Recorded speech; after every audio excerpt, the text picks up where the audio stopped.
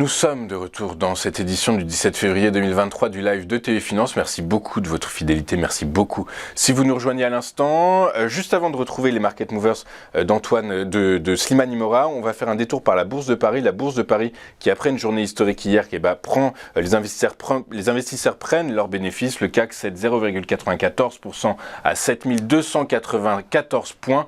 Les résurgences quant à une crainte de récession aux États-Unis, à un durcissement du ton de la Réserve fédérale américaine reviennent hanter les marchés financiers. Dans cet environnement, quelles sont les valeurs qu'il faut avoir ou non en son portefeuille? Comment profiter de la hausse des marchés ou de la baisse? Eh bien, pour répondre à cette question, je suis en duplex avec Slimane Imora. Bonjour Slimane.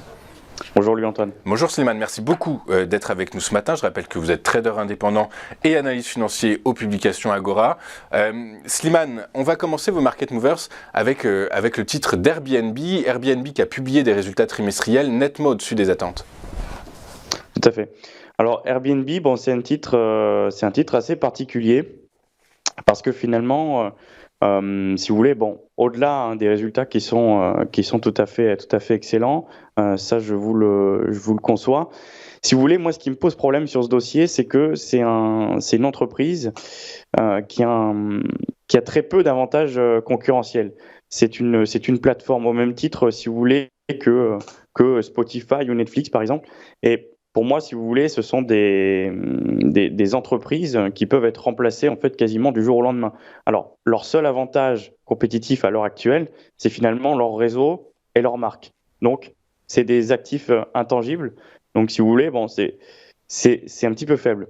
On est sur un dossier qui se paye à l'heure actuelle 49 fois les bénéfices. Donc, bien sûr, on est quand même sur une société qui vient de réaliser sa première année profitable. Donc, c'est quand même assez positif et je pense qu'on peut quand même le souligner.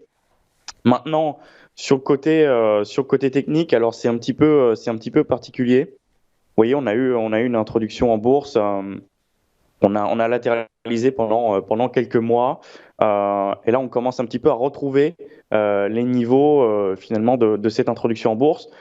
Bon, il y a une possibilité assez importante que les cours latéralisent pendant un certain temps. Je pense qu'il faut le garder en tête. Maintenant, on vient de casser une résistance importante, donc on peut commencer à surveiller le dossier, je pense, dans un premier temps, voir un petit peu ce qu'il en est, mais ne pas oublier que c'est un dossier qui se paye quand même 49 fois les bénéfices.